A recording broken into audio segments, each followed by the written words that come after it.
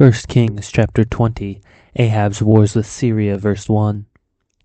Ben-hadad, the king of Syria, gathered all his army together.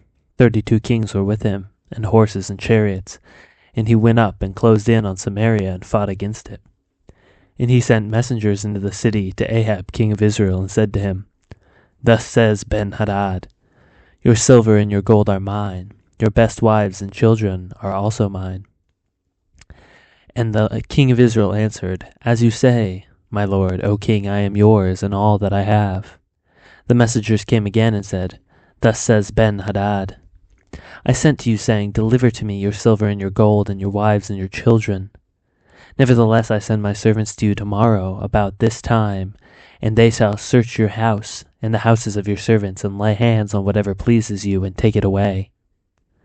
Then the king of Israel called all the elders of the land, and said, Mark now, and see, this man is seeking trouble. For he sent to me for my wives and my children, and for my silver and my gold, and I did not refuse him. And all the elders and all the people said to him, Do not listen or consent.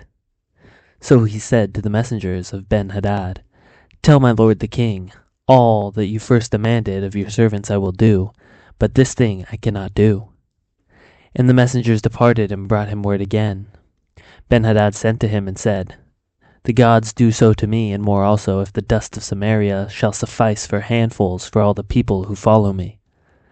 And the king of Israel answered, Tell him, Let not him who straps on his armor boast himself as he who takes it off.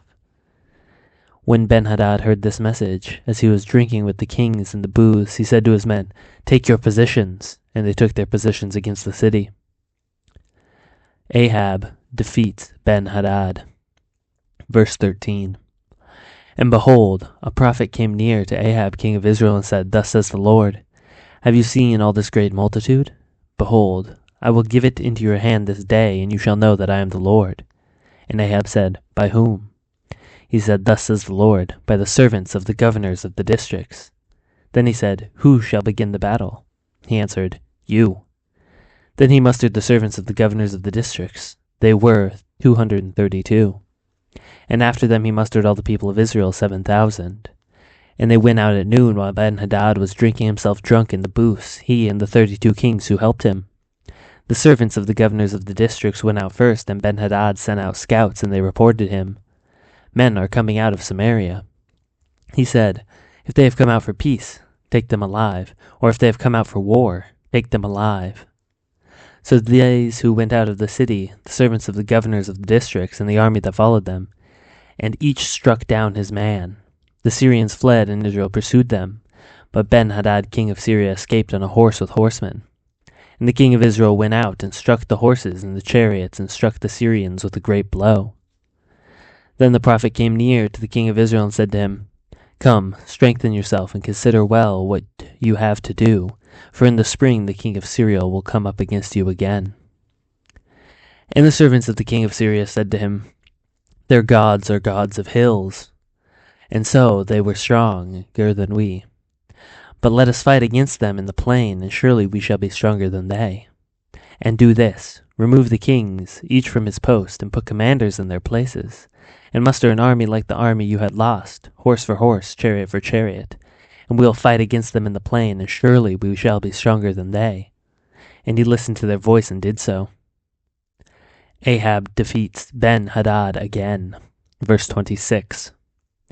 In the spring Ben-hadad mustered the Syrians and went up to Aphek to fight against Israel. And the people of Israel were mustered and were provisioned and went out against them. The people of Israel encamped before them, like 2 little flocks of goats, but the Syrians filled the country. And a man of God came near and said to the king of Israel, Thus says the Lord, Because the Syrians have said the Lord is a God of the hills, but he is not a God of the valleys.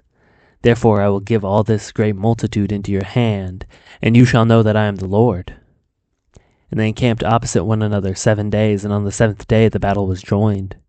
And the people of Israel struck down the Syrians, 100,000 foot soldiers in 1 day. And the rest fled into the city of Aphek. And the wall fell upon 27,000 men who were left.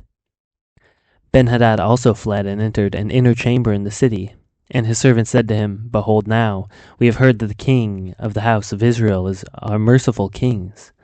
Let us put sackcloth around our waists and ropes on our heads and go out to the king of Israel. Perhaps he will spare your life.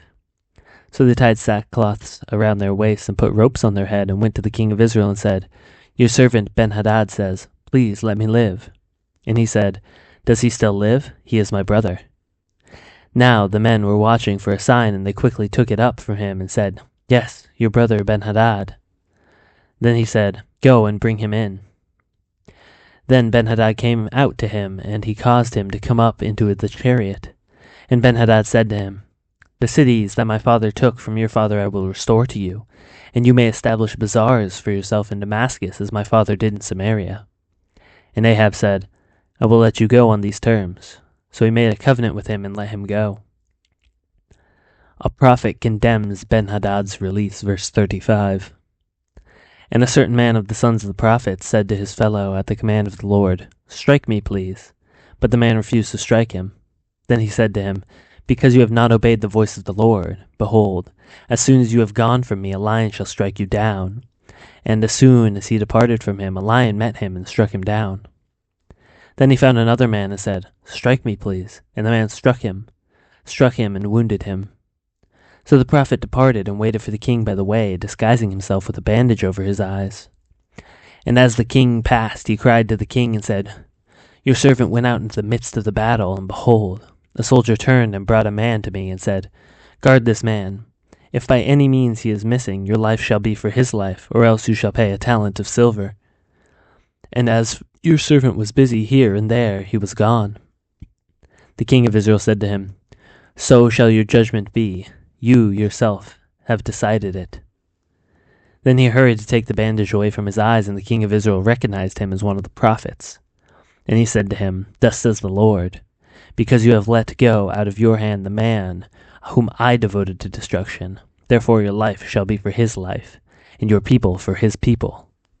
And the king of Israel went to his house vexed and sullen, and came to Samaria.